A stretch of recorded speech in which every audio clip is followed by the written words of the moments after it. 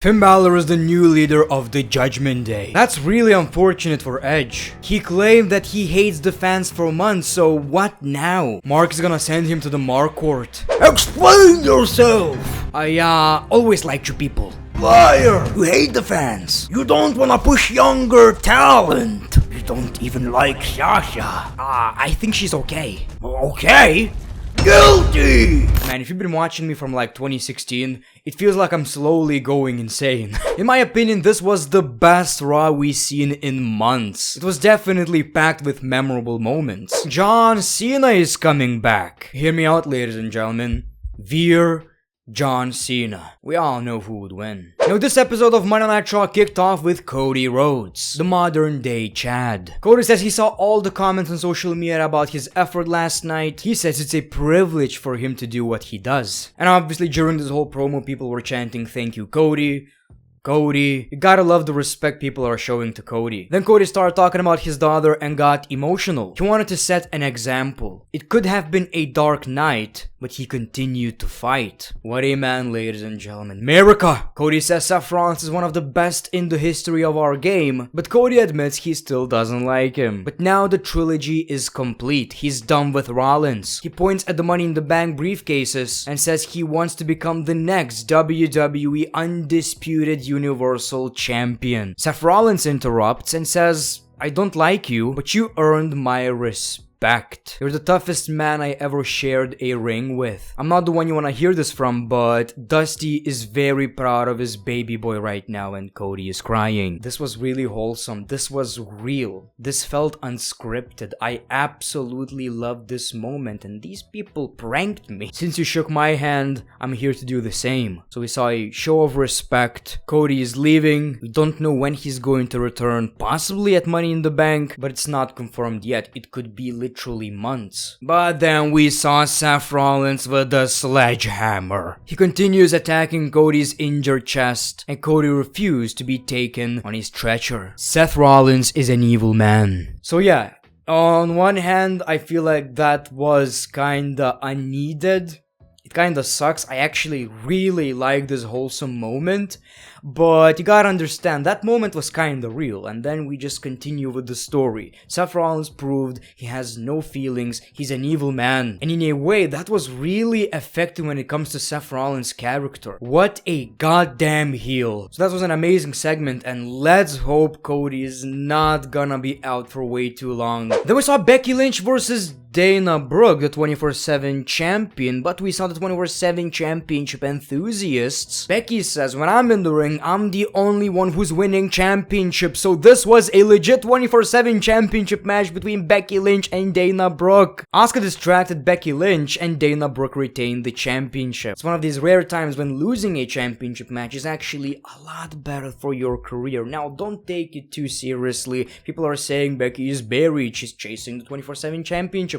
It's not like that. The way I see it, Becky's crazy. She's crazy to the point that she's chasing the 24/7 championship. So it's really not that serious, and it seems like from now on we are going to see Becky Lynch versus Asuka, and Bianca Belair is just moving on. Then it was time for Miz TV, which was actually quite a funny segment. People kept interrupting Maurice. "You know what this means? When my hand goes up, your mouth goes shut. God gave me voice, I use it." Miz says he cashed in twice, and if he does it again, that would be a new record. Then they advertised Miz and Mrs. Riddle interrupts, and he tells Maurice bonjour. Riddle says he hopes Randy comes back soon. Miz cuts him off and says Randy's career is over, and you're gonna get your butt kicked by the bloodline. Riddle shuts Miz up and says Maurice is dragging him around by his tiny balls. Tell him Maurice, my husband has average-sized balls. No. Above average, no. Big, gigantic, humongous balls. That is a filthy lie, and if Maurice is into big balls, I can only imagine she's sliding in Adam Pearce's DMs. To be fair, who didn't? How big are they, Adam? Maurice says, "You're going to face my husband right now." Miz is not feeling it, but Riddle got attacked by Tommaso Ciampa. So Miz says, "Yes, that makes a lot of sense. Let's do this." Which is kinda weird, because it seems like every time the Miz is getting confronted by someone, whether it's Ali or Riddle right now, Tommaso Ciampa is here to help. So I think this is some kind of an alliance, but the Miz seems surprised as well. Is Tommaso Ciampa going to be Miz's lackey? That makes zero sense. But from what I'm seeing, every time we see The Miz, we see Tommaso Ciampa. So then we saw the match, The Miz wrestling in a tuxedo, he got his pants ripped, and Riddle won the match. Miz got embarrassed. Now that's just my personal opinion, the balls ain't that big, I've seen bigger. Then it was time for the Usos versus the Street Profits. That was not a championship match, but it was quite an important match because if the Street Profits win, obviously they are going to get the Tag Team Championship opportunity. Now they did win, but it was by a countout. So yeah, WWE basically did what I hate all the time. Instead of having a number one contenders match, they're gonna have challengers winning against the champions.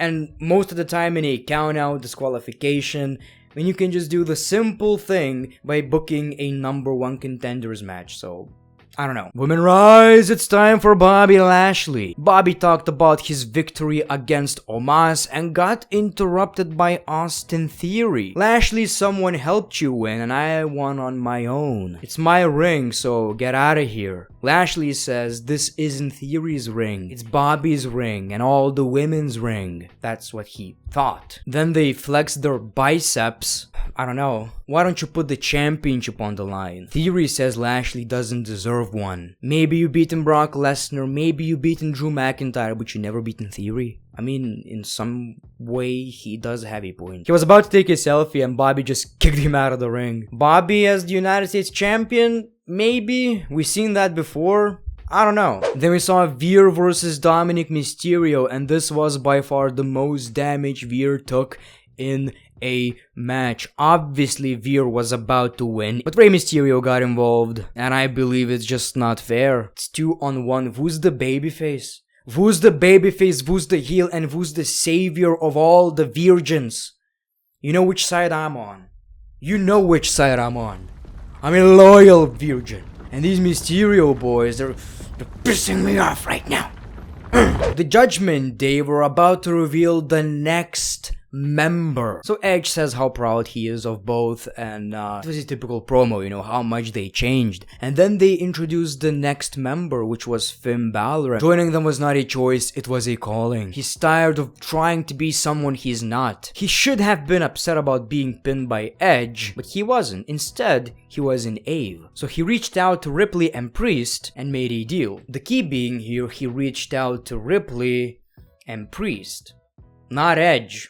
So it seemed like everything is going fine. 4 members. I mean, Judgment Day's logo clearly has Edge's logo, the Edge's theme song, but that means nothing. Edge always said that they need to get rid of limitations, so now we are going to get rid of another limitation, which is you. So they attacked Edge, they beaten the hell out of him in the ring, coup de grace, through the announce table. They even did one of Edge's signature moves, and another one. Edge is done. So this is the new version of the Judgment Day. I for the most part feel good about this, you know, because Edge, yes, he made this faction look legit, even though I didn't really get behind it. I don't know, man. It was really hard to take it seriously, especially because I don't see Edge as that person, you know. But Finn Bálor, he could be the demon. He really fits in, and Finn Bálor wasn't doing anything on the main roster for years. Now he has a faction. He's the leader. We could see a different side of Finn Bálor. For the first time, a heel Finn Bálor on the main roster. And I believe as a leader, it kinda works even better. But it's gonna be interesting to see what's gonna happen with Edge. Is he going to be a babyface and all of a sudden it's like, oh, I lied. I care about the fans. The fans love you. Oh. Wouldn't make a lot of sense. But this was honestly a shocking moment. You know, we wouldn't expect out of everyone Edge to be the one who's kicked out. He's the leader. Like I've said, all the logos, the music, everything was about Edge. Omos beat Cedric Alexander and they got interrupted by the Dirty Dogs, who are excited to be back, but MVP and Omos don't appreciate getting interrupted. Super kick! Omos catches him. That was actually a pretty cool moment. And the Dirty Dogs just run away. That was interesting. I didn't expect expect that, and it seems like the Dirty Dogs might be baby faces right now, and I would really appreciate it. Like, they got really stale. So I think they could be these two goofballs, not necessarily a comedy gimmick, but just doing fun stuff that the fans would appreciate. Then we saw Ezekiel versus Otis, and Ezekiel takes the W. He says he lost last night, but he wants a rematch against Kevin Owens. Kevin Owens came out and said, yes, let's do this under one condition. You gotta admit you're actually Elias.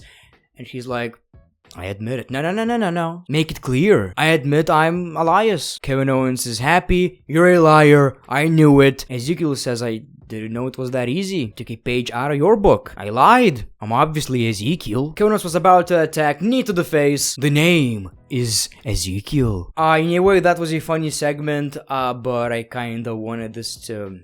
I don't know, I wish he kinda admitted to it. It seems like we're gonna get the same thing over and over again. The main event was a #1 contenders fatal 4-way match for Raw Women's Championship. Alexa Bliss, Liv Morgan, Rhea Ripley, and Doudrop. Winner faces Bianca Belair for Raw Women's title at Money in the Bank. So Bianca Belair was watching the match, and this was interesting. You know, we saw a different side of Rhea Ripley. I'm so glad she's finally getting pushed because, you know, I always saw her as the next face of the women's division, kind of, you know, in the same way as we see Sasha, Bayley, Charlotte, Becky, and she won the match, and she even won the match by doing her finisher on Doudrop. So she wins the match, she's the #1 contender, and we are going to see Bianca versus Rhea Ripley at Money in the Bank, which is a very interesting match. I gotta say, it's quite unpredictable. Yes, my prediction would still be Bianca, but you know, I feel like it wouldn't be the worst idea to put the championship on Rhea Ripley because she feels legit finally. That was your Monday Night Raw, ladies and gentlemen. Like I've said, one of the best Raws I've seen recently. We saw moments, we saw twists and turns, we saw some comedy, we saw some emotion. That's for the most part what I expect from Monday Night Raw, from a wrestling show. So let me know your thoughts. Did you like the show or did you not? Thank you for watching The Great One. Peace, love, and hugs. It's been a pleasure.